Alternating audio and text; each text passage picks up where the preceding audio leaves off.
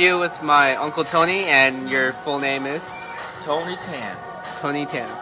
So, what are your passions of being a chef and an owner?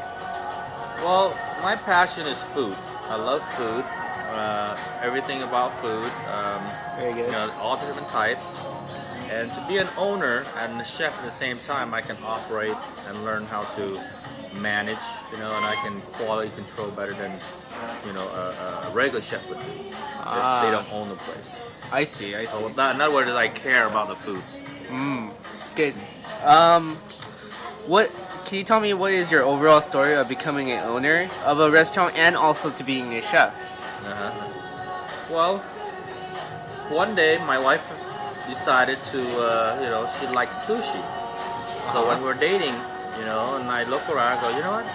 It'd be nice to own this place, So I started investigating, go eat at many different places, meet many different chefs, and starting to ask questions so then I can hire them to work. So that's how I started out, finding a good chef, because I eat their food and see how they operate, making sure they don't give me free food, because if I hire him, he give me free food, then he can do that to other people too.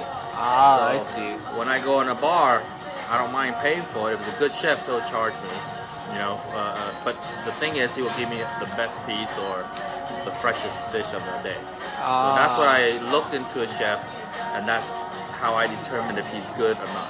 Okay, so then I found a location in Las Vegas, and that's when I hired a chef. I went, moved, and opened up, and basically I've learned from him, from him and many other chefs that I hired from the past, and that's how I become a chef myself.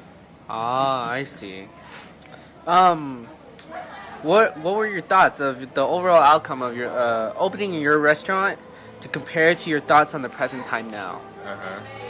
Well, my thought back then is like I opened multiple and leave, open, leave, so that means I hire people to operate and run. But as it turned out, a sushi restaurant is a little different. Once I leave, the food quality goes down. And there's some stuff going on in the restaurant that that can cause the business to not be successful. So what I did was I come in, I started learning and do it all myself. And since I enjoy food, I like working. I like talking to people. So that's how I became, owner and chef at the same time. And then as of now, from back then, it's totally different operation. I mean, now I work and I control the food quality and everything else. Where my passion back in the day was like, they open, hire a bunch of people, run it, and go and next one. So the turnout that I discovered is different. It doesn't work that way. If you want to be a successful business, you actually have to be there and work yourself. I see. Is it hard to manage the responsibility of being a owner? Actually, it's very difficult. Manage and own the restaurant at the same time. You have to answer to many people. They have a lot of questions, and they're gonna put you on the spot because you can say yes or no. With a manager, if you hire a manager, they know what to do. There are rule and regulation that they say they can do and they cannot do. But as that owner, you can do everything, right? So it's tougher when they come and ask you as a customer, hey, can I have this? You know what I mean? We can't just say no. The manager could, because that's all the power we have. But as an owner, you have to know to be in a behind closed door, know and see if they ask you a question. Most likely you say yes to them because you don't want to, because they know you can say yes. And that's pretty much that's how it works. And it's just very, very difficult to be an owner and a chef. And very, very difficult. I see. What kind of sort of education that you took to become a owner, let alone a chef too? Well, first of all, there's not much education I have to take. I basically graduated from college. I went to University of Riverside, and once I graduate, you have a mental process that you want to succeed and want to be successful in life. I see. A little bit is not enough. Right? That's how I determined if I wanted to go on or not. So now, since I got in that business or that drive in my mind, then I know that for a fact that I can't give up on certain things because I have family to take care of, right? So that's how I become doing what I do right now. Ah, that's good. So, what kind of inspiration did you get for creating your dishes? My inspiration when my wife loved the dishes, and when my customer, my family loved the food, and it's just a smile on the face, and when they eat it, they roll their eyeball. That's what my inspiration is. Ah, I see. That's good. What's like the basic salary? What you earn from when you start?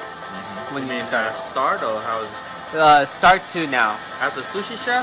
as both owner and sushi. Well, as a sushi chef is right now the going rate. You can go anywhere. They'll start from $12 to $20 something an hour, or you can get up to maybe $5-6 grand a month, depending on how skillful you are, or maybe even the owner give you a percentage to run the business if you can do it really well.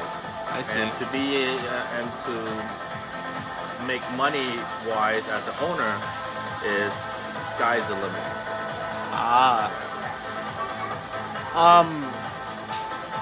What took you to have that you succeeded, like to achieve what you are now? And, What do you mean? well, like, what was there something that you really wanted to do and you achieved it to become what you are now? Well, I mean, I don't like to work for people. I feel that I can if I can do something, I might as well do it for myself. So that's why I want to do this, and I can achieve it myself too. So I just don't like working for people. That's all. And answer to people's questions, or to a higher authority. In other words. I see. Well, thank you for the interview, Uncle Tony. Okay. Hopefully this will help. Thank you.